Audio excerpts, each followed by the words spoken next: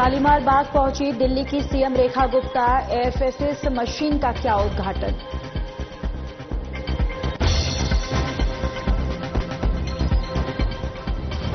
अहिल्याबाई होलकर की 300वीं जयंती, दिल्ली की सीएम रेखा गुप्ता ने किया नमन। कहा, त्याग और सेवा की मिसाल अहिल्याबाई होलकर।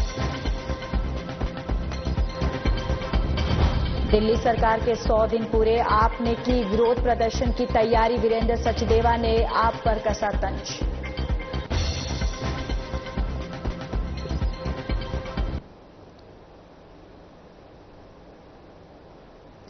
नमस्कार, बहुत स्वागत है आप सभी का। मैं हूं आपके साथ ज्योति यादव। दिल्ली की सीएम रेखा गुप्ता शालीमार बाग दौरे पर रहीं, जहां उन्होंने लायंस ब्लड सेंटर में एयरफोर्स मशीन का उद्घाटन किया है।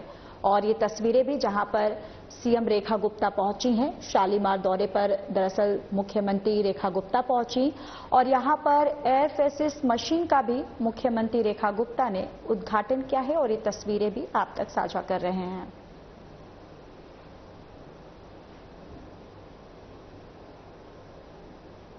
सीएम रेखा गुप्ता ने शालीमार बाग में विकास परियोजनाओं का लोकार्पण कर जनता को समर्पित किया है और ये कदम बुनियादी ढांचे को सशक्त और जनजीवन को सुगम बनाएगा। इसकी जानकारी सीएम रेखा गुप्ता ने सोशल मीडिया पर साझा करते हुए दी है।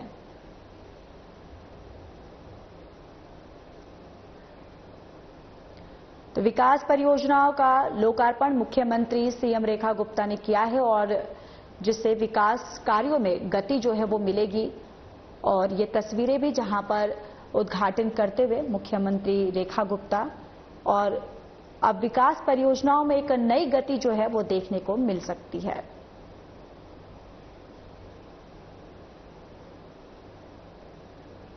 लोकमाता पुण्य श्लोक देवी अहिल्याबाई होलकर की 300वीं जयंती के अवसर पर पूरे देश में उन्हें श्रद्धा से नमन किया और दिल्ली की सीएम रेखा गुप्ता ने भी इस मौके पर सोशल मीडिया पर उन्हें याद किया है। सीएम रेखा गुप्ता ने लिखा कि अहिल्याबाई होलकर ने अपने त्याग, सेवा और सुशासन से समाज को एक नई दिशा दी है। उन्होंने मठ मंदिरों के निर्माण और जीर्णोद्धार का कार्य कर सनातन संस्कृति को मजबूत किया है। जन कल्याण, न्याय और धर्म के क्षेत्र में उनका योगदान अतुलनीय रहा है। उन्होंने नारी शक्ति का ऐसा उदाहरण पेश किया है जो आज भी सभी को प्रेरणा देता है। उनका जीवन हमें सिखाता है कि सेवा, सच्चाई और धर्म के रास्ते पर चलकर समाज में बड़ा बदलाव लिया जा सकता है, यानी कि बड़ा बदलाव जो है वो लाया जा सकता है। और देवी अहिल्याबाई का नाम युगों युगों तक सम्मान से लिया जाएगा।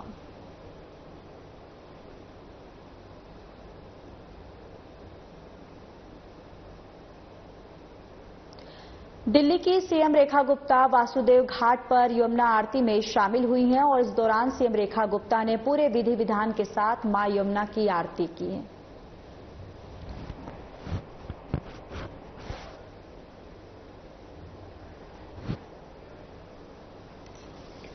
और देखिए, ये यमुना घाट की तस्वीरें जहां पर मुख्यमंत्री रेखा गुप्ता पहुंची हैं और यहां पर दरअसल यमुना की आरती में पहुंची हैं और यहां पर पूरे विधि विधान के साथ आरती का आयोजन जो है वो किया जा रहा है। और ये तस्वीरें भी जहां पर मुख्यमंत्री रेखा गुप्ता दिखाई दे रही हैं और आरती का पूरा आयोजन जो है वो किया जा रहा है कि पूरे विधि विधान से यहां पर पूजा पाठ के साथ महाआरती जो है उसकी शुरुआत की जाएगी।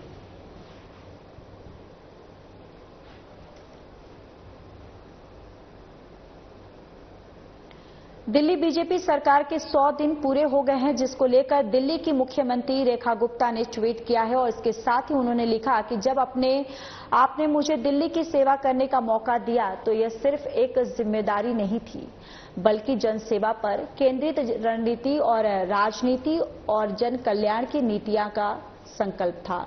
इन 100 दिनों में हमने हर वादे को साकार करने की दिशा में प्रभावी ढंग से काम किया है। हमारी प्राथमिकता स्पष्ट थी, ऐसा विकास जो दिखाई भी दे और महसूस भी हो। स्वच्छता, सुरक्षा, महिला सशक्तिकरण और ई गवर्नेंस, हर मोर्चे पर हमारा प्रयास दिल्ली को एक मजबूत, सुरक्षित और समावेशी राजधानी बनाने का रहा है।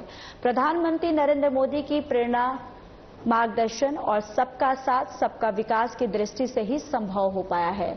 दिल्ली की जनता का विश्वास ही है मेरी सबसे बड़ी ताकत। बदलाव की नींव रखी जा चुकी है, विकास की गति अब नहीं रुकेगी।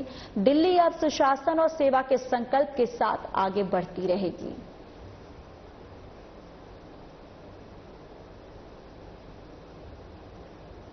तो वहीं दिल्ली बीजेपी सरकार के 100 दिन पूरे हो गए हैं और जिसको लेकर आम आदमी पार्टी विरोध प्रदर्शन की तैयारी कर रही है। तो वहीं बीजेपी दिल्ली अध्यक्ष वीरेंद्र सचदेवा ने आम आदमी पार्टी पर तंज कसा है। इसके साथ ही उन्होंने कहा है कि वे अस्वस्थ लोग हैं, मैं उनके स्वस्थ होने की कामना करता हूं। उन्हें अपने स्वास्थ्य को ठीक करने की जरूरत है क्योंकि वे अभी कोमा से बाहर नहीं आए हैं। बीमार लोग हैं और उनको मैं शुभकामनाएं देता हूं, विशेष रूप से आम आदमी पार्टी के नेताओं को, कि उनको भी स्वास्थ्य लाभ लेना चाहिए क्योंकि वो अभी तक कोमा से बाहर नहीं निकले हैं।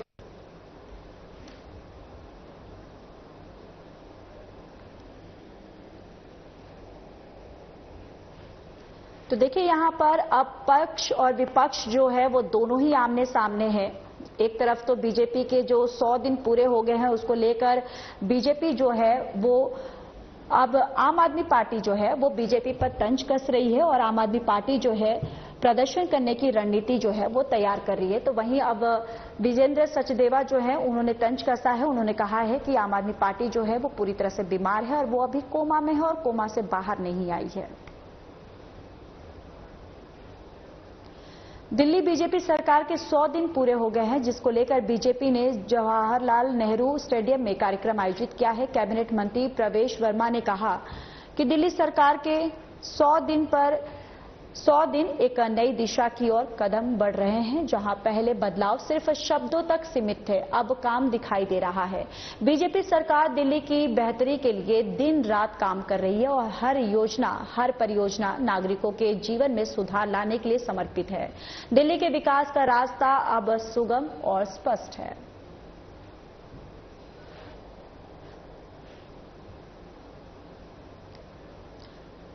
चलिए खबरों में आगे बढ़ते हैं और आपको बताते चले कि विश्व तंबाकू निषेध कार्यक्रम का आयोजन किया गया और इस कार्यक्रम के माध्यम से दिल्ली विधानसभा अध्यक्ष विजेंद्र गुप्ता ने विश्व तंबाकू निषेध दिवस पर वॉक फॉर लाइफ के साथ तंबाकू छोड़ो का नारा दिया। विजेंद्र गुप्ता ने वॉक फॉर लाइफ के लिए हरी झंडी दिखाई। इंडियन मेडिकल एसोसिएशन के कई सदस्यों और Rajiv Gandhi cancer institute and research centre के डॉक्टरों ने रोहिणी के लोगों में तंबाकू से संबंधित हानिकारक बातों को संदेश के तौर पर पहुंचाने का काम किया।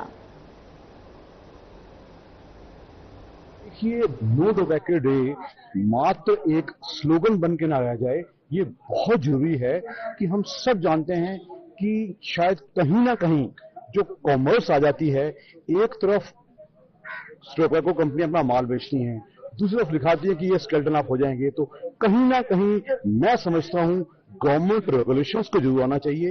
एक तरफ हमारा स्वैच्छिक एफर्ट होना चाहिए, जो हम डॉक्टर्स, जो दिल्ली मेडिकल एसोसिएशन के मेंबर्स हैं, राजीव गांधी के जो एक्टिविस्ट हैं, सब मिलकर आम जनता को बताएं। और दूसरी तरफ ये मैसेज स्पष्ट होना चाहिए कि सरकार को कहीं ना कहीं ये नहीं कि ये आपकी मर्जी है, आपको कंकाल बनना है या जिंदगी काटनी है। गवर्नमेंट को कहीं ना कहीं रेगुलेशंस जरूर लाने चाहिए। अगर इस नो टोबैको डे पे इन रेगुलेशंस को हम एनफोर्स नहीं कर पाते तो कहीं ना कहीं इस मैसेज के साथ हम एक बेईमानी कर रहे हैं। और बहुत जल्द हमें जितने भी टोबैको के नए जो लेबर टाइप लोग हैं, जो कि टोबैको चूही करते रहते हैं पूरा दिन भर, आज का दिन बहुत ही महत्वपूर्ण है। ये वर्ल्ड नो टोबैको डे है और यहाँ पर मैं दिल्ली मेडिकल एसोसिएशन और राजीव गांधी कैंसर इंस्टीट्यूट के सभी गणमान्य डॉक्टर्स का, मेडिकल सुप्रिटेंडेंट साहब का और सभी डॉक्टर गिरीश त्यागी जी का बहुत बहुत अभिनंदन करता हूं कि उन्होंने वॉक फॉर लाइफ यहाँ ऑर्गेनाइज की है, अवेयरनेस कैंपेन। और हमारा ये मानना है कि तंबाकू सिर्फ नशा नहीं है बल्कि एक जहर है और सिर्फ अवेयरनेस से ही इसको मिनिमाइज किया जा सकता है। तंबाकू एक लत है जिसको हम खुद अडॉप्ट करते हैं, फिर इस लत से हम बाहर नहीं आ पाते। देखो, टोबैको जो है ये one of the main cause है avoidable to avoid the cancer. आप अगर टोबैको नहीं लेते हैं तो आपको कैंसर नहीं होगा। खासकर लंग कैंसर है, मुंह का कैंसर, पर लंग और मुंह नहीं, टोबैको पूरी बॉडी को अफेक्ट करता है। किडनी कैंसर होता है, ब्लैडर कैंसर होता है। तो अगर आप तंबाकू किसी भी फॉर्म में, सिगरेट है, च्युइंग है या और स्मोकिंग और कुछ है, किसी भी उसमें नहीं लेंगे तो आपकी लाइफ जो है वो कई साल बढ़ जाती है। मतलब अगर आप एक सिगरेट पीते हैं, आपकी लाइफ 3-4 मिनट कम ही होती है। तो इसलिए ये अवेयरनेस प्रोग्राम है। गवर्नमेंट, जैसे अभी बोला कि गवर्नमेंट जो है, विजय गुप्ता जी ने बोला कि गवर्नमेंट रूल बना सकती है पर स्वरूप नगर हत्याकांड में पुलिस को बड़ी सफलता हाथ लगी है। बताते चले कि पुलिस ने इस मामले में 2 नाबालिग सहित 5 लोगों को गिरफ्तार किया है। आरोपियों की पहचान दिनेश उर्फ गोलू, रेहान और अनीज के रूप में हुई है, जबकि 2 नाबालिग है। स्वरूप नगर एसीपी के सुपरविजन में टीम को यह सफलता हाथ लगी है। पुलिस जांच के दौरान यह खुलासा हुआ कि आरोपी दिनेश उर्फ गोलू पिछले कुछ सालों से मृतक अशोक के बेटे संदीप के साथ रह रहा था। तो वहीं आरोपियों के कब्जे से अपराध में प्रयुक्त वाहन के अलावा 3 पिस्तौल, एक देशी कट्टा और 12 राउंड भी बरामद किया है।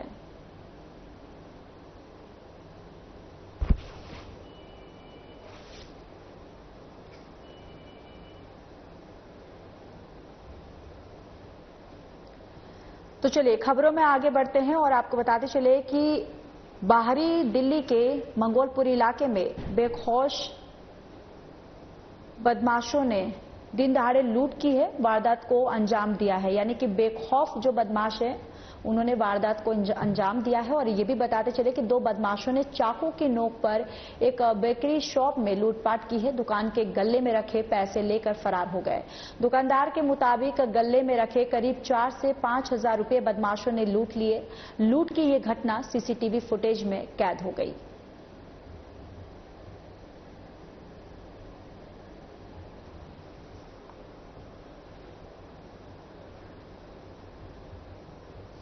दिल्ली साउथ रोहिणी और विजय विहार पुलिस की संयुक्त टीम ने रोहिणी सेक्टर 3 में हुई 10 लाख की लूट में शामिल 6 आरोपियों को गिरफ्तार किया है और जिनके पास से 8.68 लाख नगद बरामद किए हैं। इंस्पेक्टर ज्ञानेश्वर सिंह के नेतृत्व में जांच जारी है।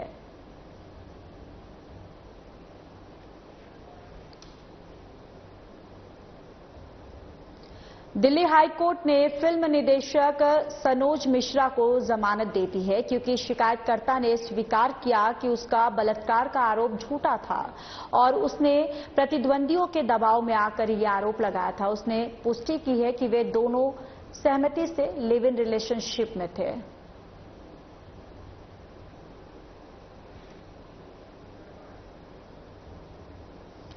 दिल्ली की मुख्यमंत्री रेखा गुप्ता ने 10वीं और 12वीं की परीक्षा में अच्छा प्रदर्शन करने वाले विद्यार्थियों को बधाई दी है। उन्होंने कहा कि दिल्ली सरकार के स्कूलों में पढ़े बच्चों की यह सफलता पूरे समाज और देश के लिए गर्व की बात है।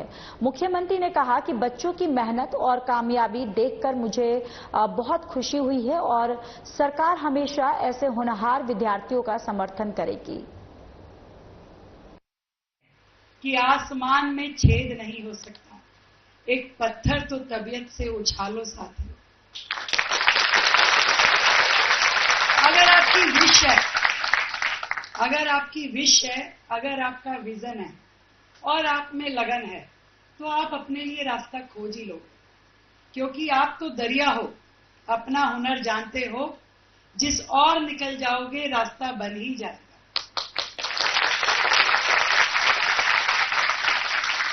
दिल्ली गवर्नमेंट के स्कूल में पढ़ते हुए आपने जिन ऊंचाइयों को छुआ है, ना केवल ये परिवार के लिए सम्मान की बात है, पूरी सरकार के लिए, पूरे समाज के लिए, पूरे देश के लिए सम्मान की बात है। आज हमें बड़ी खुशी है कि इतने अच्छे परसेंट के साथ में आप लोगों ने अपनी 12th, अपनी 10th क्लियर करी। मैं दिल की गहराई से आप सभी को बहुत बहुत बधाई देती हूँ। बधाई देना चाहूंगी हमारे शिक्षा मंत्री जी को, क्योंकि फेलिसिटेशन का ये प्रोग्राम पिछली सरकारों में भी होता था, पर वो होता था जाकर के 6 महीने बाद, 8 महीने बाद, 10 महीने बाद, जब उस खुशी की खुमारी उतर जाती थी, जब बच्चा अपने उस सम्मान को, उस एंजॉयमेंट को पार कर जाता था और अपनी आगे की यात्रा के लिए निकल जाता था तो ये जो रिजल्ट का जोश है वो रहता नहीं था। मैंने शिक्षा मंत्री जी से कहा कि भाई रिजल्ट आ गया है, बच्चों को सम्मानित करना चाहिए। तो पता किया तो कहा जी भी अभी तो सरकारी तौर पे कार्यक्रम करने के लिए अगर चलेंगे तो 6-8 महीने लग जाएंगे। मैंने कहा भी देखो, बच्चों को अगर सम्मान देना है, उनको पुरस्कृत करना है, तो ये समय सबसे बेस्ट है कि अभी नया नया रिजल्ट आया है तो पेरेंट्स को भी और बच्चों को भी बहुत खुशी होती है।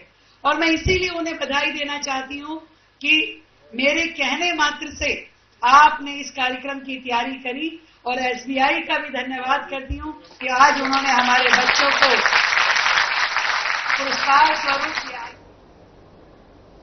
राजनिवास मार्ग स्थित आरपीवीवी में आयोजित एक समारोह में सीएम रेखा गुप्ता और शिक्षा मंत्री आशीष सूद ने सीबीएसई कक्षा 10वीं और 12वीं के टॉपर्स को सम्मानित किया है। 2024 से 2025 में 100% परिणाम और उच्च स्कोर वाले छात्रों वाले स्कूलों को उनकी शैक्षणिक उत्कृष्टता के लिए सम्मानित किया गया।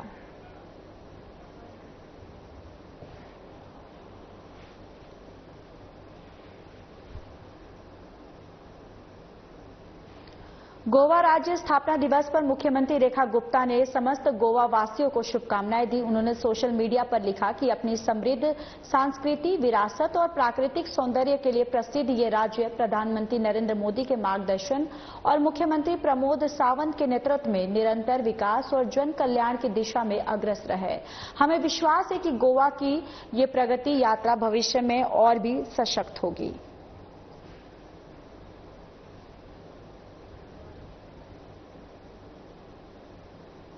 सीएम रेखा गुप्ता ने दिल्ली सचिवालय में 9 आधुनिकीकृत और एफएसएल मोबाइल वाहनों का निरीक्षण किया है और उन्हें हरी झंडी दिखाकर रवाना किया है।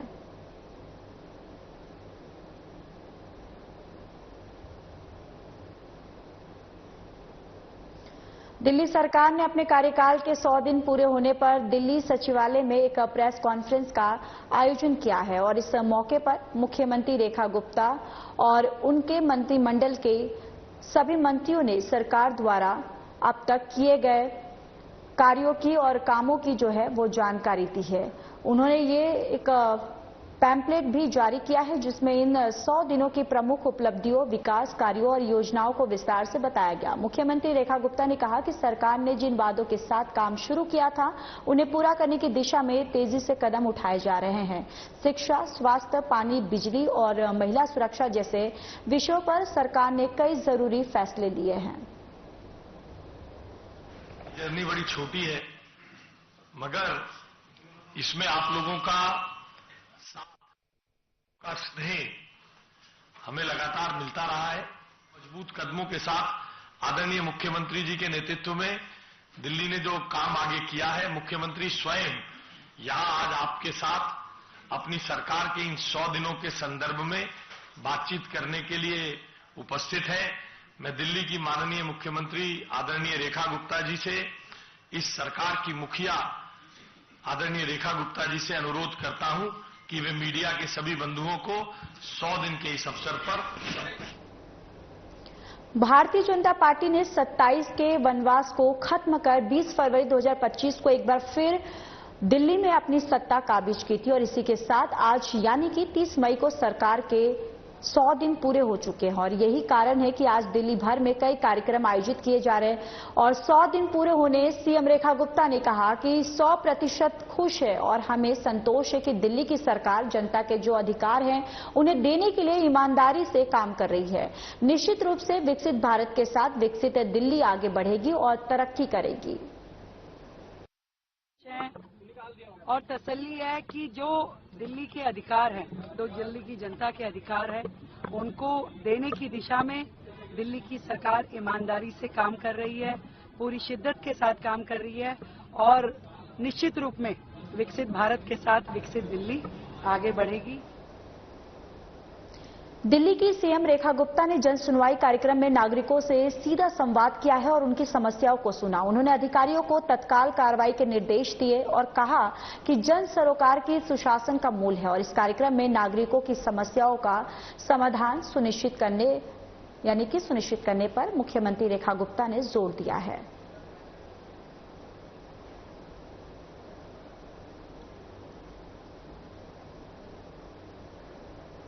बीजेपी नेता संबित पात्रा का बयान सामने आया है, जिसमें उन्होंने कांग्रेस पर निशाना साधा। संबित पात्रा ने कांग्रेस पर निशाना साधते हुए कहा कि कांग्रेस पार्टी ने शुरू में कहा कि हम देश के साथ खड़े हैं, लेकिन एक दिन भी ये भारत के साथ नहीं खड़े थे। प्रथम दिन से ही राहुल गांधी, जयराम रमेश और उनके लोगों ने भारत की सेना, भारत के शौर्य पर सवाल उठाया है। ये सबूत गैंग खुश नहीं है। जयराम रमेश जो हैं वो अपने बयान में उन्होंने कहा कि यहां आतंकवादी घूम रहे हैं और वहां सांसद घूम रहे हैं। एक ही सांस में अपने सांसदों और आतंकवादियों को समान कर दिया है। सांसद घूमने नहीं गए हैं, वे भारत के पक्ष को विश्व के सामने रखे गए हैं, यानी कि जो पक्ष है वो सामने रखने के लिए गए हैं। और इसके साथ ही तमाम बातें जो है बीजेपी नेता संबित पात्रा ने निशाना साधते हुए कहा है। प्रधानमंत्री माननीय श्री नरेंद्र मोदी जी ने हम सबको अवगत कराया देश के नाम अपने संदेश में। यह न्यू नॉर्मल एक बहुत बड़ी बात है। आज हिंदुस्तान इसे सलाम भी कर रहा है, तिरंगा यात्रा भी निकल रहा है, देश की आर्मी को हर कोई सल्यूट भी कर रहा है। वैसे में मुझे दुख होता है कि कुछ ऐसी पॉलिटिकल पार्टी हैं, खास करके कांग्रेस, जिन्होंने आरंभ में तो कहा कि हम देश के साथ खड़े हैं, हम सरकार के साथ खड़े हैं, मगर कदाचित एक दिन भी ये सरकार के साथ और हिंदुस्तान के साथ, भारत के साथ खड़े नहीं थे। प्रथम दिन से ही, डे वन से राहुल गांधी, जयराम रमेश और तमाम उनके लोग, रॉबर्ट वाड्रा से शुरू करके तमाम कांग्रेस पार्टी के नेतृत्व ने भारत के सेना, भारत के शौर्य पर सवाल उठाया है। और ये सबूत गैंग खुश नहीं है। भारत ने जो किया है उस पर यह सबूत गैंग खुश नहीं। कल तो मुझे बड़ा दुख लगा और आश्चर्य भी लगा। आप सोच के देखिए, जयराम रमेश जो कि दाहिने हाथ है गांधी परिवार के, उनका बयान आता है और उनके बयान में कहा जाता है कि यहां आतंकवादी घूम रहे हैं और वहां जो है सांसद घूम रहे हैं। एक ही सांस में आपने आतंकवादियों को सांसदों के साथ समान कर दिया। अरे आप ये तो सोचिए कि जो सांसद घूम रहे हैं, जो सांसद बाहर डेलीगेशन में गए, वो घूमने नहीं गए, वो भारत के पक्ष को मजबूती से विश्व के दरबार में रखने गए। और उसमें आपके भी सांसद हैं, नाम हर कोई जानता है, आपके भी सांसद हैं जो अच्छे तरीके से देश के विषय को विश्व के पटल पे रख रहे हैं। और राहुल गांधी और उनके लोग कह रहे हैं कि आतंकवादी घूम रहे हैं और सांसद घूम रहे हैं। वो दिन भी था जब आतंकवादियों को पीएमओ बुलाया जाता था। तत्कालीन प्रधानमंत्री सोनिया जी के कहने पर आतंकवादियों को अपने घर, अपने निवास और अपने ऑफिस पे बुलाते थे। उनका सत्कार होता था, उन्हें तोहफा दिया जाता था। वह दिन भी हमें याद करना चाहिए जब सोनिया जी रोती थी आतंकवादियों के मृत शरीर को देखे, मृत देह को देखकर वो रोती थी। उनको कंट्रोल नहीं होता था कि क्यों ये आतंकवादी बाटला हाउस एनकाउंटर में मारा गया। वह दिन भी थे जब 26/11 के बाद राहुल गांधी पार्टी करते थे, बड़ी बड़ी पार्टियां मनाते थे। वो लोग आज कह रहे हैं कि आतंकवाद। दिल्ली बीजेपी अध्यक्ष वीरेंद्र सचदेवा ने कहा कि ज्ञान संस्था एनजीओ पंडित दीनदयाल उपाध्याय के मूल विषयों पर एक पेंटिंग प्रतियोगिता का आयोजन करने जा रहा है। इस प्रतियोगिता का उद्देश्य एकात्मक मानववाद और मानवतावाद, अत्यंत्य और भारतीय संस्कृति के सार को उजागर करना है। जो मूल विषय हैं, एकात्म मानववाद है, अंत्योदय है, भारतीय संस्कृति का जो प्रारूप है, उस पर ज्ञान संस्था और एनजीओ द्वारा एक पेंटिंग कंपटीशन किया जा रहा है, जहां श्रद्धेय दीनदयाल जी के ऊपर इस तरह के बच्चे जो है वो चित्र बनाएंगे। मैंने बच्चों से एक ही आह्वान किया है कि अगर आपने भारतीय संस्कृति को समझना है, अगर आपने राष्ट्रवाद को समझना है, अगर आपने राजनीति में शुचिता या प्योरिटी को समझना है, अगर आपने भारत में संस्कृति को समझना है, तो दीनदयाल जी को पढ़ना हम सबके लिए बहुत जरूरी है। श्रद्धेय दीनदयाल उपाध्याय जी अपने आप में एक संस्था थे और उन्हीं के विचारों पर चलते हुए आज हमारे देश के प्रधानमंत्री आदरणीय नरेंद्र मोदी जी जिस अंत्योदय का सपना लेके चले हैं। चलिए, इस बुलेटिन में इतना ही। बाकी देश और दुनिया की तमाम बड़ी खबरों के लिए जुड़े रहिए हमारे साथ। नमस्कार।